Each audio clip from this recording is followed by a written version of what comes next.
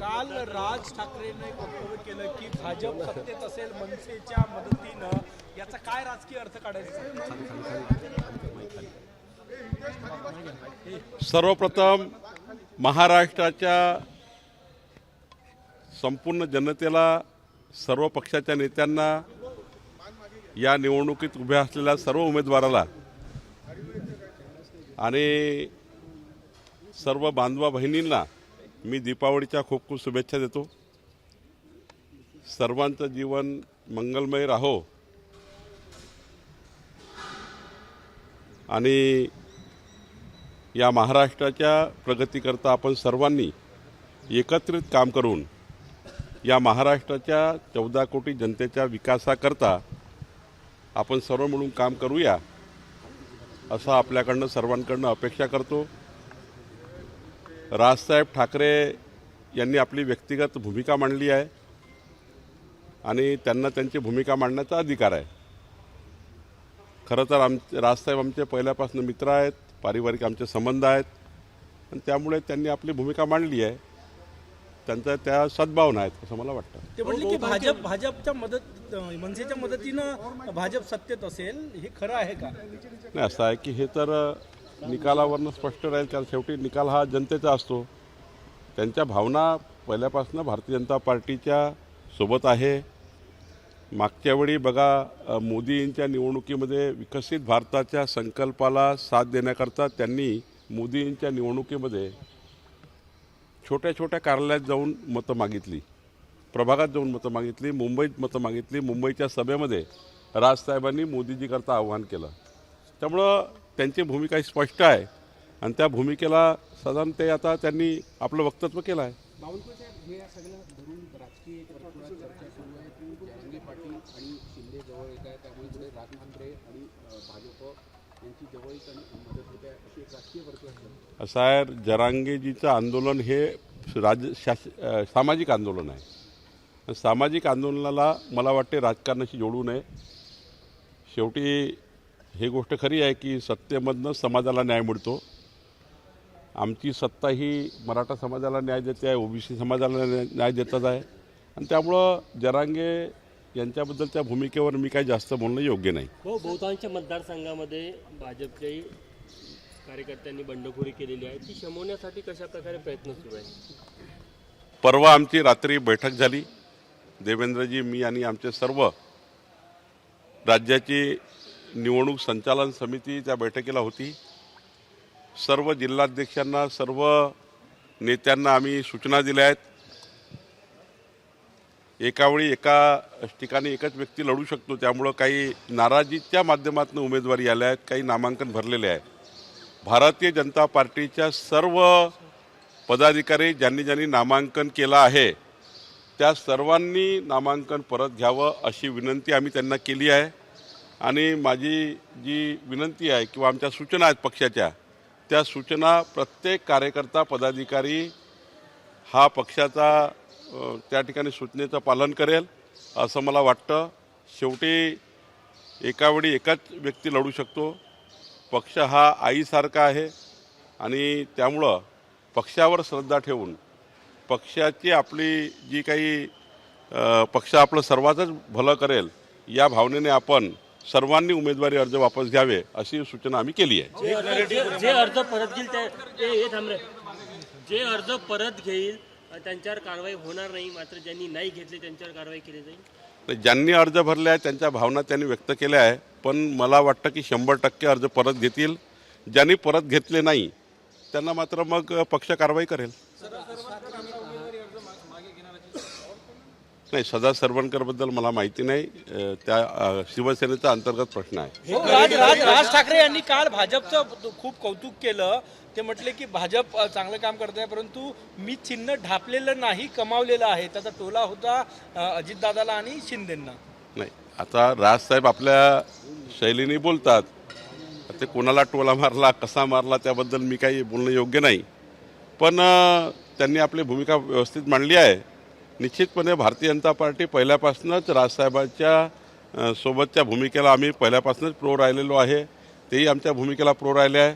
एखाद्या वेळी त्यांनी वेगळ्या भूमिका घेतल्या, वेगळं लढले, आमच्या विरुद्ध लढले, आमच्या बाजूने लढले, पण त्या ठिकाणी भूमिका स्पष्ट आहे. मला वाटतं की राज्याच्या पुढच्या विकासाच्या दृष्टीनं राजसाहेब आमच्यासोबत आहे, पण आमच्या पक्षामध्ये स्पष्ट आहे की आम्ही मुख्यमंत्री पदाकरता कोणीही निवडणूक लढत नाही आहे.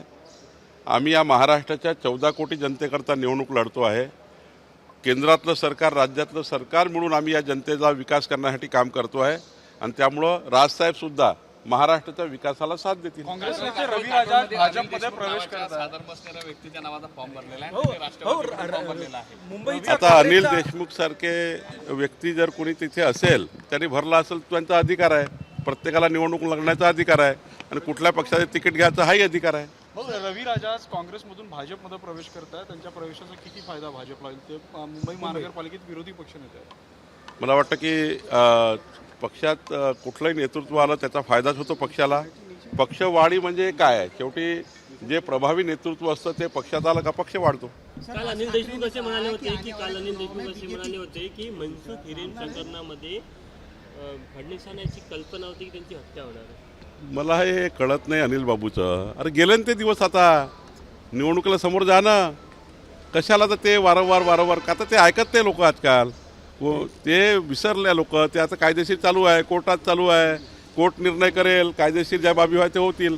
आता तुम्ही फक्त एक सांगा, मला महाविकास आघाडीला हे आपल्या माध्यमातून विचारायचं आहे, तुमचा अजेंडा काय आहे?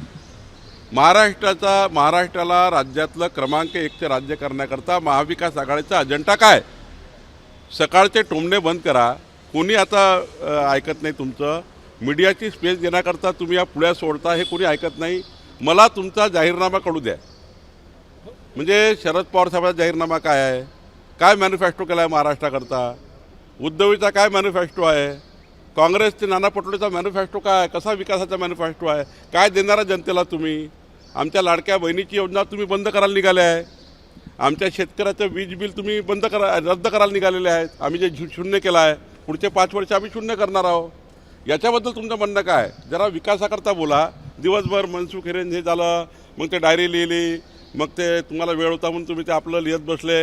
हे सोडा, आता समोर या ना. निवडणुकीच्या काळातच त्यांची डायरी आली. ते डायरी ते त्यांना वेळ होता तेव्हा निवडणुकीमध्ये जेलमध्ये वेळ राहतो ना, तेव्हा ओनली येईल डायरी. तुम्ही राज ठाकरे सोबत, राज ठाकरे म्हटले की भाजप सोबत सत्तेत येणार पुढच्या काळात. मग आता राज ठाकरेचे जे उमेदवार आहेत ते तुमच्या विरोधात आहे, भाजपच्या विरोधात. ते आता ते लढतात आहे, आम्ही लढतोय. त्यांचे निवडणूक आल्यानंतर मग चर्चा करू त्यांच्याशी.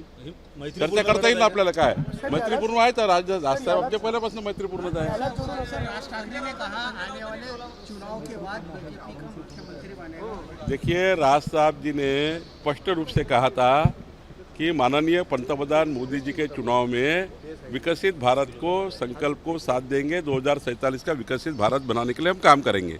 तो मोदी जी को साथ दिया. उसी समय उन्होंने कहा था कि हम विधानसभा अलग लड़ेंगे. और आज उन्होंने ये कहा है कि भाई हम भारतीय जनता पार्टी को शत्रु नहीं मानते. तो ठीक है, ये बात अच्छी भी है, हमारे लिए भी अच्छी है. और हम भी राज जी का हम बहुत सम्मान करते हैं, बहुत सम्मान करते हैं राज ठाकरे जी का. हमारे व्यक्तिगत रूप से भी संबंध है. उनके पार्टी का भी एक विचारधारा है, वो विचारधारा हमसे मिलती है. तो उन्होंने कहा कि आज हम चुनाव अलग अलग भी लड़ रहे हैं, लेकिन आने वाले दिनों में हम अब साथ में रहेंगे. तो उसमें क्या बुरा है? महाराष्ट्र के विकास के लिए राज साहब जैसे व्यक्ति अगर भारतीय जनता पार्टी के साथ अगर मिल के काम करते तो मुझे लगता है महाराष्ट्र के विकास के लिए इससे अच्छी बात क्या होगी. बीजेपी के कई उम्मीदवार ने फॉर्म भरा है, तो उनके ऊपर कोई कार्रवाई होगी? देखिए, हमने सारे उम्मीदवारों को कहा है जो बीजेपी के हैं, जो कुछ थोड़ा गुस्से में फॉर्म भर दिया है, क्योंकि उनको भी लगता है वो भी उन्होंने इतना काम किया है, उनको भी चुनाव लड़ने की इच्छा होती है. हर व्यक्ति को चुनाव लड़ने की इच्छा होती है. भारतीय जनता पार्टी बहुत बड़ी पार्टी है, कई नेता है. तो किसी ने आकर थोड़ा नाराज़गी होकर फॉर्म भरे हैं. हम उनकी नाराज़गी दूर करेंगे और मुझे विश्वास है कि हमारे महाराष्ट्र के सारे नेता विधानसभा में जाकर सबसे बात करेंगे. सारे फॉर्म विड्रॉ हो जाएंगे और जो विड्रॉ नहीं करेंगे उसके लिए हम देखेंगे क्या करना उनका. उमरेडमध्ये राजू पारवेंनी भरला फॉर्म. तुमच्या मित्रपक्षाचे नेते आहेत, ते माझे आमदार आहेत. राजू पारवेलाची माझं आणि देवेंद्रजींचं, एकनाथजीचं बोलणं झालं आहे. राजू पारवेजी आपला नामांकन कमी करतील असा मला विश्वास आहे. तर तो कमी करावा लागेल, कारण युती आहे. तर काही ठिकाणी काही एबी फॉर्म दिले असतील तर ते कमी करावे लागतील. महाविकास आघाडीमध्ये नागपूर जिल्ह्यात काँग्रेसचा जिल्हा अध्यक्ष उबाठाच्या उमेदवाराविरोधात लढतायत, रॅली काढली मोठी आणि 6 मतदारसंघात जवळपास बंडखोरी आहे काँग्रेसकडून. मी काँग्रेस पार्टीची मला चेन्नी थला आहे, इथे येऊन बसतात दिवसभर महाराष्ट्रामध्ये चेन्नी थला, त्यांना दिसत नाही का? याचा अर्थ काय? तुम्ही उद्धवजीला फसवतायत. उद्धव ठाकरेजींना काँग्रेस पार्टी फसवतायत. एक तर त्यांना हिंदुत्वापासून दूर घेऊन गेले, उद्धवजींना हिंदुत्वापासून काँग्रेस पार्टी दूर घेऊन गेली आणि आता त्यांना फसवतायत. त्यांच्या उमेदवाराच्या विरुद्ध काँग्रेस पार्टी अधिकृतपणे जिल्हाध्यक्ष लढतो आहे. म्हणजे मला कळत नाही की उद्धवजी कसं सहन करताय. आमच्याकडे सहन नाही करायचे, आम्ही त्यांचा राग झेलायचो. आम्ही त्यांच्या मातोश्रीवर जाऊन त्या ठिकाणी स्वर्गीय हिंदू सम्राट बाळासाहेब ठाकरेंचं त्या ठिकाणी सन्मान राखायचो. आता त्यांना काँग्रेसच्या घरी जावं लागतं, आता शरद पवार यांच्या घरी जावं लागतं. आणि आता तर बघा, काँग्रेसचा जिल्हाध्यक्ष नागपूरचा उपराजधानीमधला आणि त्यांच्याकरता आले होते उद्धव ठाकरे.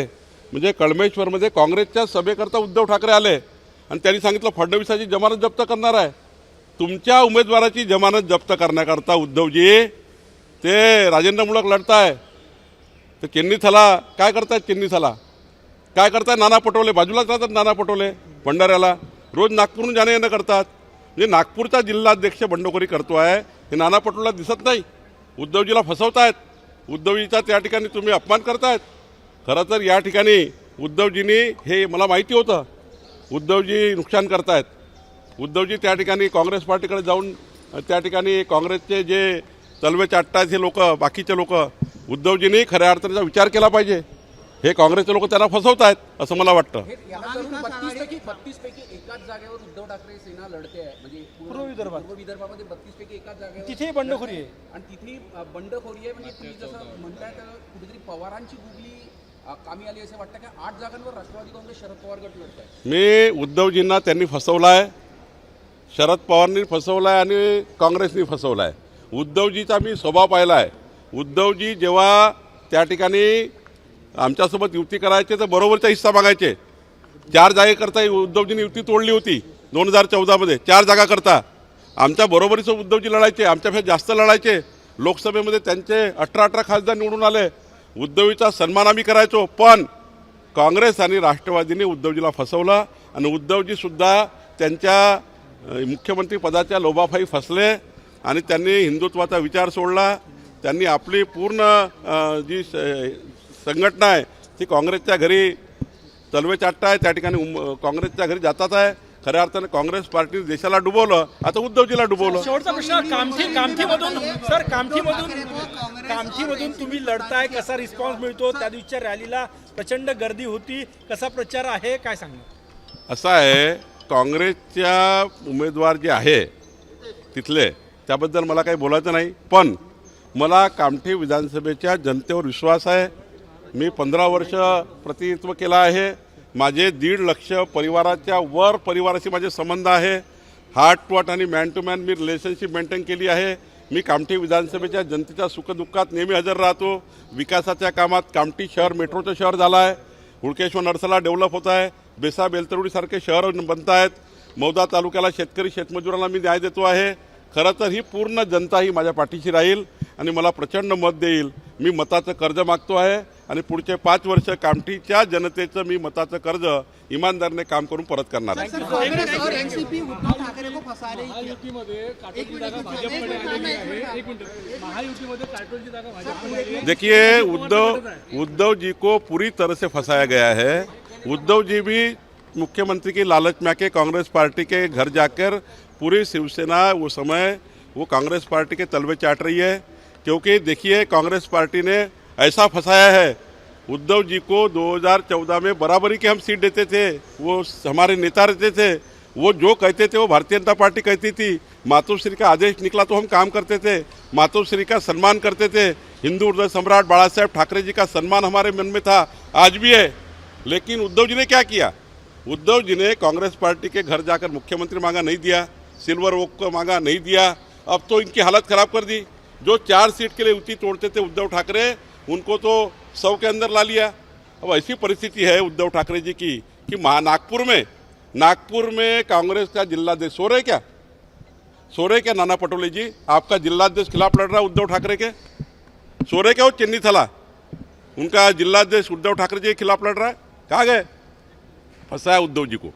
मुझे लगता है इस प्रकार से ये उद्धव जी ने सुना नहीं। अगर याद कर लेते, हिंदू हृदय सम्राट बाला साहेब ठाकरे जी ने कहा था कि कांग्रेस के घर जाना, उसके बजाय शिवसेना बंद कर देंगे। ये कांग्रेस वालों ने फंसाया उनको। और हालत ऐसी है कि नागपुर में आके बोल रहे उद्धव ठाकरे हम देवेंद्र फडणवीस जी की जमानत जब्त करेंगे। अब नाना पटोले और वो उनके राजेंद्र मूणक ये उनकी जमानत जब्त करने निकले।